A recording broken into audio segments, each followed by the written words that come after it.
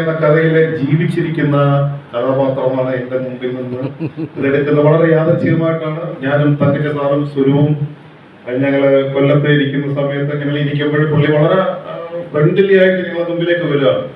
അപ്പൊ ഞങ്ങൾ എന്തോ ഒരു ഫോട്ടോ എടുക്കാൻ ശ്രമിക്കുന്നുണ്ട്. പുള്ളി അതൊക്കെ നോക്കിയിരുന്നതിന് ശേഷം ഞങ്ങളുടെ മുമ്പിലേക്ക് വരികയാണ്.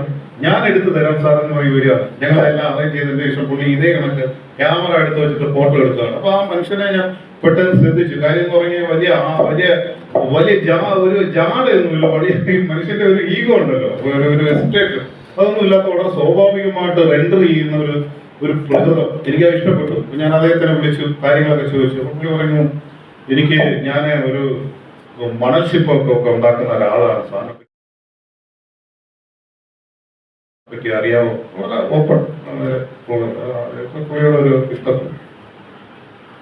അദ്ദേഹം കാര്യങ്ങളൊക്കെ പറഞ്ഞു. അപ്പൊ ഞാൻ പുള്ളിയോട് ഒരു ചോദ്യം ചോദിച്ചു. ഈ ഒരു ശില്പം ഉണ്ടാക്കുന്നതിന്റെ പിന്നിൽ ഒരുപാട് ഇഫർട്ടുണ്ട് ഇല്ലേ? ദിവസങ്ങളോളമുള്ള ഇഫർട്ടുണ്ട്. ഒരിക്കലും ഒരു ശില്പിക്ക് അത്തരം ഒരു ഇഫർട്ടിലൂടെ പോകാതെ ഒരു ശില്പം ഉണ്ടാക്കാൻ പറ്റില്ല. മണൽ ശില്പത്തിനെ സംബന്ധിച്ചിടത്തോളം നമുക്കറിയാം, ഒരു ശില്പം അത് നൈമിഷികമാണ്. കടൽ വന്ന് എടുത്തുകൊണ്ട് പോകുമ്പോൾ അത്ര മാത്രമേ അതിന് ആയുസുള്ളൂ. അപ്പൊ അങ്ങനെ ഒരു ശില്പം ഉണ്ടാക്കുന്നതിന് വേണ്ടിയിട്ട് ഈ മനുഷ്യനെടുക്കുന്ന എഫർട്ട് അത് വെറുതെ ആവില്ലേ, അതിൽ സങ്കടം തോന്നില്ല എന്ന് ചോദിച്ചപ്പോൾ പുള്ളി പറഞ്ഞത് അതിന്റെ ഒരു സമർപ്പണമാണെന്നുള്ളതാണ്.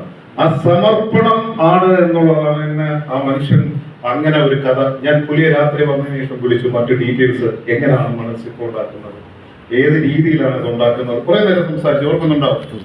പിറ്റേ ദിവസവും സംസാരിച്ചു. പിറ്റേന്ന് പോയി കാണാമെന്ന് പറയും. പുള്ളി സംസാരിക്കുന്നു, കാര്യങ്ങൾ പറയുന്നു. എങ്ങനെയാണ് ഇതിനെ രൂപപ്പെടുത്തുന്നത്, ശില്പത്തിനെ രൂപപ്പെടുത്തുന്നതിന് മുമ്പ് മണ്ണ് എങ്ങനെയാണ് വെക്കുന്നത്, അതിനുപയോഗിക്കുന്ന ടൂൾ എങ്ങനെയാണ്, എല്ലാം പുള്ളി പറഞ്ഞു. അപ്പൊ ഇതൊരു കഥയാവുന്നില്ല. സമർപ്പണം എന്ന് പറയുന്ന ഒരു തെറ്റ് മാത്രമാണ് എന്റെ മനസ്സിൽ. കഥയായിട്ട് എങ്ങനെ വരും? അവിടാണ് ഒരു കഥാകാരൻ വളരെ ഇമാജിനറി ആയിട്ട് കാര്യങ്ങളെ കാണാൻ ശ്രമിക്കുന്നതെന്ന് പറയാം. അപ്പോഴത് എന്റെ മുമ്പിൽ ഇദ്ദേഹം മാത്രമേ ഉള്ളൂ. അങ്ങനെ ഇരിക്കുമ്പോഴാണ് ഞാൻ ബീച്ചിൽ പോകുമ്പോൾ ഒരു വയലിനുമായിട്ട് നിൽക്കുന്ന ഒരു ആംഗ്ലോ ഇന്ത്യൻ, പുള്ളിയുടെ പേര് പെർണാണ്ടസ് എന്നാണ് കൊടുത്തിരിക്കുന്നത്. പിന്നീട് ദൈവമായിട്ട് സംസാരിക്കുമ്പോഴാണ് അത് അലോഷിയാണ് എന്ന് എനിക്ക് അറിയാൻ പറ്റുന്നത്. എനിക്ക് അലോഷി എന്നുള്ള പേര് അറിയാൻ പറ്റുന്നില്ല.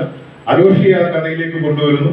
അപ്പം അതും പുള്ളിയും ഒരു സമർപ്പണമാണ് ചെയ്യുന്നതെന്ന് പുള്ളിയുടെ വയലിൽ ഞാൻ കേട്ടിട്ടുണ്ട്. ബീച്ചിൽ നിന്നുകൊണ്ട് പുള്ളി വായിക്കുന്നത്, അസാധ്യമായി വായിക്കുന്നുണ്ട്. അതും ഒരു സമർപ്പണമാണ്. അങ്ങനെയാണ് ആ ഗന്ധർവയാമം എന്ന് പറയുന്ന കഥ എഴുതിയത്. ഞാൻ എന്റെ കഥകളിലെ ഏറ്റവും ചുരുക്കം കാര്യം എന്ന് പറഞ്ഞു കഴിഞ്ഞാൽ, എന്നെ സംബന്ധിച്ചോളം കഥകൾ എന്ന് പറയുന്നത് നമ്മളൊരു നിലാവത്ത് കാണുന്ന സുന്ദരമായ കാഴ്ചകൾ പോലെ ആവണം എന്നാണ് ഞാൻ